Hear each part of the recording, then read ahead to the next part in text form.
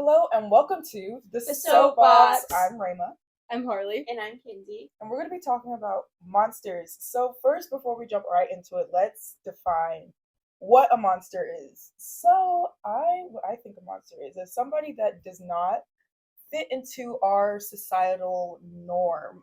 Somebody that is outside of our cultural okays.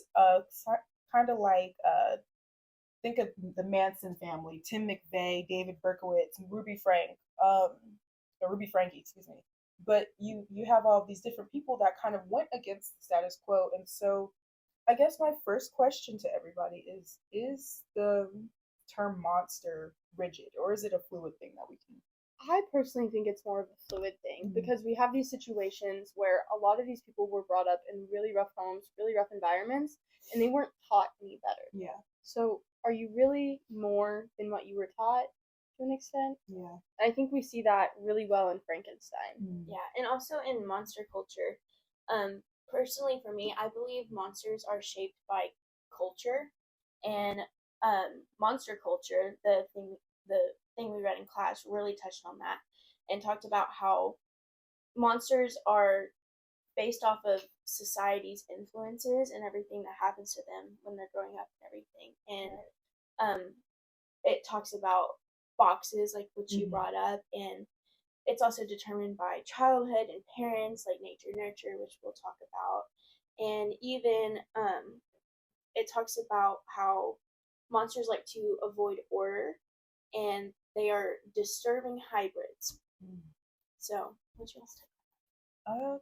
I think I like the term disturbing hybrids because I think compartmentalization, and if you don't know what compartmentalization is, it's basically separating lives. Like I have a home life, I have a school life, I have a work life, a church life, whatever life, but I keep them relatively separate. The thing with compartmentalization is it can get to an extreme where you're living two separate lives. So when you talk about that kind of duality that people can have, it's almost scary how we can pull that switch, you know? So I think it goes back, and there was a study done at the University of Wisconsin about this, and it really goes back to the brains and how they develop. In a troubled home, your brain's gonna develop. It's gonna have different things and more trauma than a kid who grew up in a suburb with a nice family, didn't really have much going on. And what they found was serial killers may be influenced by the culture that they are surrounded by, but those who can affect their thoughts do not have control over their reactions to ideas that are part of their DNA. So while part of being a serial killer is hardwired into your DNA, that whole choice derivative comes from your upbringing and whether or not you were put in that flight or fight situation where you have to choose to be a monster. I think and touching a little bit on circumstance and childhood trauma, I think when you are put in such a situation where you can't develop socially as much as you'd like, it leads to that deviation. In the terms of serial killers, which is going to be kind of our main focus today, in terms of what a monster is, it's I listen. Okay, you guys are gonna think I'm so weird, but I listen to this podcast. It's called Serial Killers, and they follow the entire lifespan of like any serial killer ever. Like this one here, we have we all know about the Zodiac killer, horrible thing that happened. But you have the New York Zodiac killer, and I'm gonna butcher his name, Heriberto Seda, and his whole thing was he wanted the notoriety because he didn't get the love and attention as a child. I think we can draw that parallel back to Frankenstein, because Frankenstein's monster wanted him to know that it was him who did that. And I think that's where we have this really crazy parallel between literary monsters and real life monsters. And kind of how they're almost like a disturbing thought. It's like a part of ourselves that we can't express fully, so we write about it. Because that's not me, that's just a character. You can't relate to that. But it's also important to think about influences outside of the home, especially in the case of Ruby Frankie, like we talked about, religion played a huge part in it, and things like drug abuse and greed and drug, like everything can also influence it. So that also goes back to the nature versus nurture. Is it things that happen later in life? Is it at the beginning of life? Is it a mix of both? Like, I feel like that's a non-answerable question. I think it's like ongoing. Like it's an active choice that you have to make throughout your life. Yeah. In Frankenstein, it says, "I was benevolent and good. Misery made me a fiend. Make me happy, and I shall again be virtuous." Because the monster himself recognizes that he has that ability to change, but nobody's given him that opportunity. Right. I think that's where us as a society, where we go wrong in terms of stopping the monsters before they begin. We don't give like all of these names of like serial killers or people who have committed horrible crimes. They were most likely, and it's gonna sound crazy, but they were most likely misunderstood and either misdiagnosed, mistreated, um, and you don't like when you're in that spot, you can't really do much about it, and so you kind of retort back to just instead of processing these emotions, like let's say somebody cut me off on the road, right?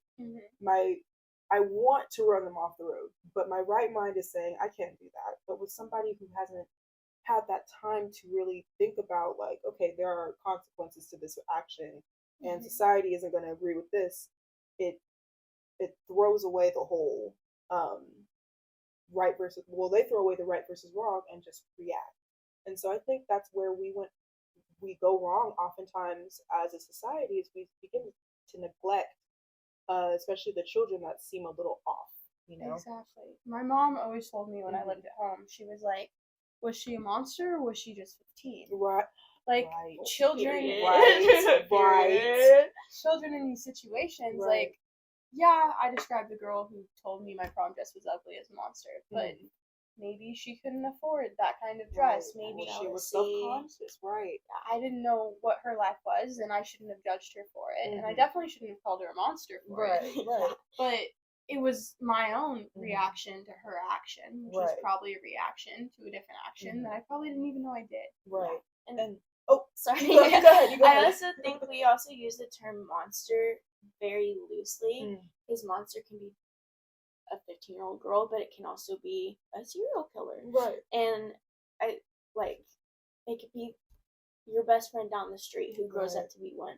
And I think that's terrifying. Yeah. Like the idea that anybody could be a monster. And I think it's that broad spectrum that makes it so scary. And so I guess that brings me to my next question or my last question. I guess, are we monsters, so to speak? Like, of course we have the traits of everybody has the traits of a monster, but like what makes us monsters ourselves? Are we monsters ourselves even?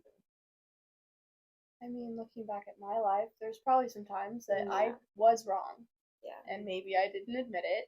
Right. But I don't think that's where monster necessarily comes into play. I think we throw it out there a little too freely. I think it needs to be like a harsher line. Yeah, it's like that's what I was gonna say. I think there's a really blurred line between people who have impulses and people who act on the impulses in a harmful way. Yeah.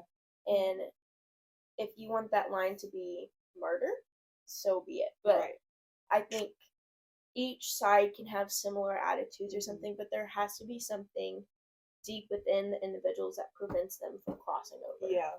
And I guess not so much as preventative, but just so we know where to start the work to fix. But you know, we only have a limited amount of time. So yeah. So with that, thank you so much for listening. And I want you to question: are you a monster or not? So this has been the Soapbox. This has been the Soapbox. Thank you so much for joining us. We'll get off our stand now.